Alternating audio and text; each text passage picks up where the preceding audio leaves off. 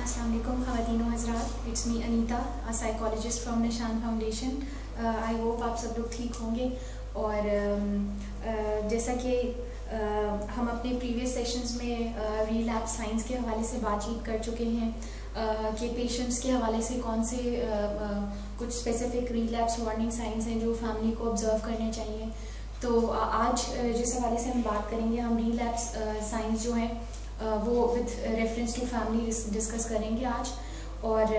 सबसे पहले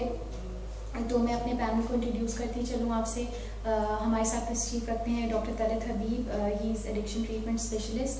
and we have miss Lubna Altaf, senior psychologist, and mister Shahriyar, patient management executive. तो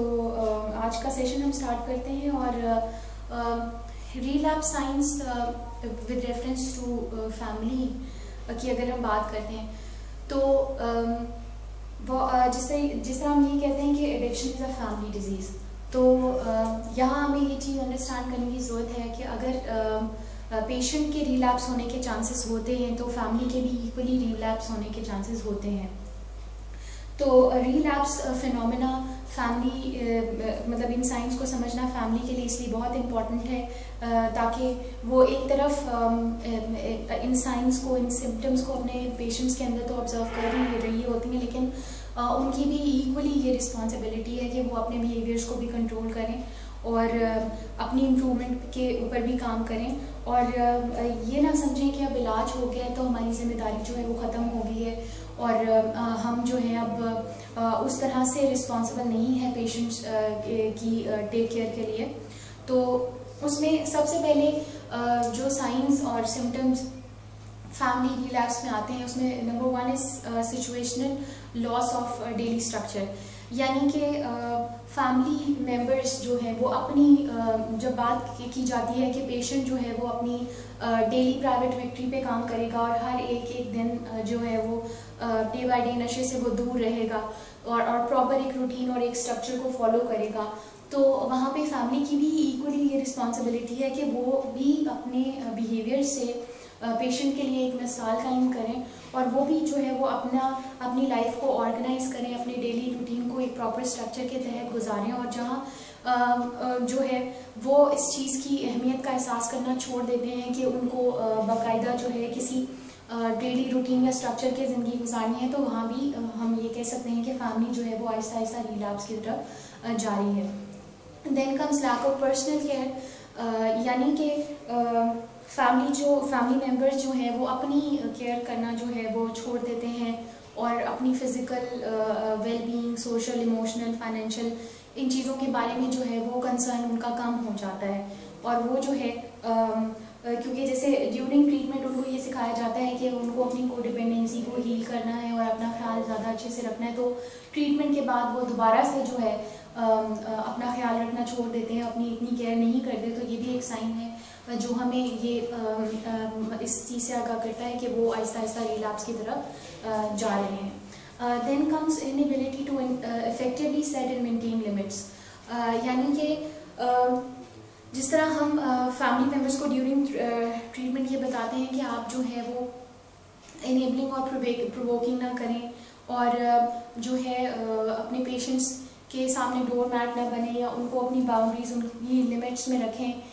तो ड्यूरिंग ट्रीटमेंट तो हर चीज़ को फैमिलीज फॉलो कर रही होती हैं, लेकिन जैसे ही इलाज ख़त्म हो जाता है फैमिली मेम्बर्स ये चाहते हैं कि नहीं, अब तो पेशेंट जो है वो उसकी ट्रीटमेंट हो चुकी हुई है, तो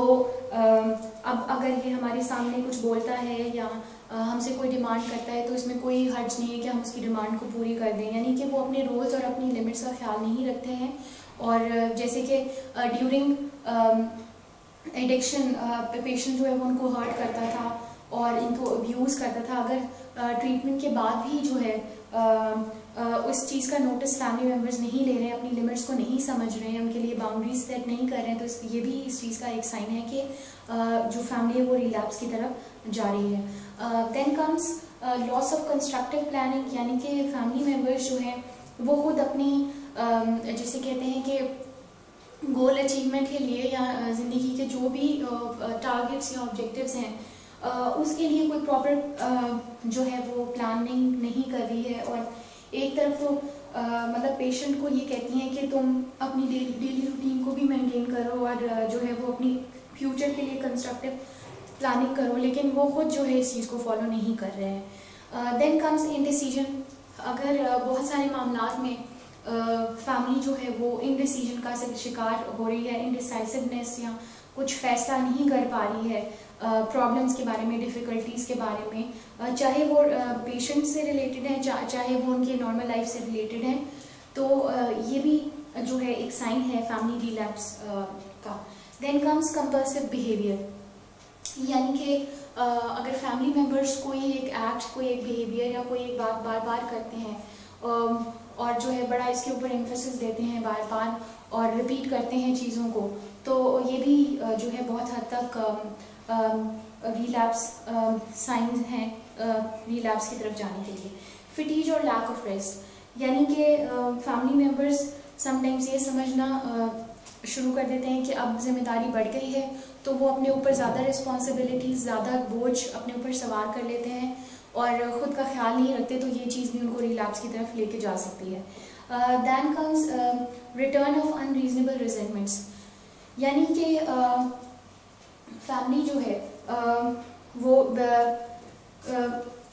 बार बार अगर खफगी का और बिला वजह नाराज़गी का बात बात पे इजहार करती है, तो ये भी इस चीज़ का एक साइन है, सिम्टम है कि वो अंदर ही अंदर शायद अपनी फीलिंग्स को, थॉट्स को रिप्रेस कर रहे हैं या किसी मसले के बारे में बात करना चाह रहे हैं लेकिन नहीं बात कर पा रहे हैं, तो इसी वजह से वो बार बार जो वो रिसेंटमेंट का इजहार कर रहे हैं, तो ये भी बहुत हद तक इस चीज़ को सिग्नल करता है कि कुछ there is something wrong. Then comes return of tendency to control people's situations and things, यानी कि बहुत इस कैरेक्टरिस्टिक्स या इस सिम्टम के तहत हम समझ सकते हैं कि जो उनकी कोडिपेंडेंट्स कैरेक्टरिस्टिक्स थी जिनके ऊपर वो पहले काम कर रहे थे, वो फिर से वापस आ रही हैं, वो फिर से अपने पेशेंट्स को जो है वो ओवर कंट्रोल और ओवर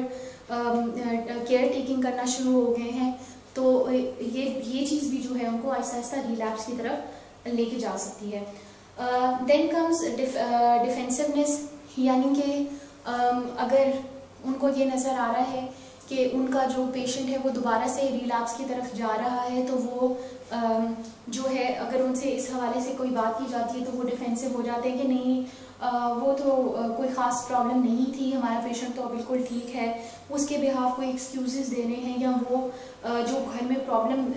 एग्जिस्ट कर रही है पेशेंट से रिलेटेड उसके बिहाफ कोई एक्सक्यूज़ दे रहे हैं या डिनाइल दे रहे हैं, यानी कि वो अपने आप को डिफेंड कर रहे हैं। देन कम्स सेल्फ पिटी, यानी कि अगर वो कुछ अपने पेशेंट के अंदर इम्बैलेंस देख रहे हैं, कुछ प्रॉब्लम्स ऑब्जर्व कर रहे हैं, तो वो जो है वो खुद अपने आप को ही कोस रहे हैं, अपने आप को ताने दे रहे हैं कि ये हमारा ही कसूर है और हम ही मजलूम हैं और हमारे ही मसले मसाइल जो है वो हल होने का नाम नहीं ले रहे। तो ये जो सेल्फ पिटी का एलिमेंट है ये भी उनको it can lead them towards relapse. Then comes over spending, worrying about money, यानी कि अगर फैमिली मेम्बर्स खुद से हेल्दी बिहेवियर्स नहीं अपना रहे और ओवर स्पेंडिंग कर रहे हैं और जो है वो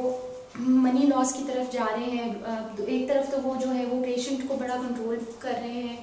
और उसके ऊपर रिस्ट्रिक्शंस लगा रहे हैं, हर चीज़ उसको कंट्रोल में रखा हुआ है, लेकिन खुद अपने बिहेवियर पे उनको पॉजिटिव कंट्रोल नहीं है, तो ये चीज़ भी जो है वो फैमिली को इवेंचुअली रिलैप्स की तरफ लेके जा सकती है। देन कम्स ईटिंग डिसऑर्डर्स, मतलब फैमिली मेम्बर्स पेशेंट को तो कह रहे हैं कि तुम अपने ईटिंग हैबिट्स को जो है वो कंट्रोल करो, अपनी ईटिंग हैबिट्स को हेल्दी बनाओ, लेकिन उसके सामने ही एग्जांपल पेश कर रहे हैं, खुद से अपनी ईटिंग पैटर्न्स का, अपनी ईटिंग हैबिट्स का ख्याल नहीं रख रहे हैं, तो वो डेफिनेटली कभी भी अपने पेशेंट को इनकाउंटर नहीं करेंगे eating for unhealthy eating habits. तो आई होप कि आज का सेशन आपके लिए क्वाइट इंफॉर्मेटिव रहा होगा और आप ज़रूर हमसे रब्ता करेंगे रिगार्डिंग एडिशनल इंफॉर्मेशन। हमारे कॉन्टैक्ट नंबर्स और आपकी स्क्रीन पे इस वक्त चल रहे हैं, हमारे वेबसाइट एड्रेस और हमारे landline plus mobile numbers available हैं आपकी स्क्रीन पे, और आई होप कि आप हमसे रब्ता करेंगे और जो है एडिशनल इंफॉर्मेशन हमसे हासिल करेंगे। और I say thank you to all of you अल्लाह हाफिज़।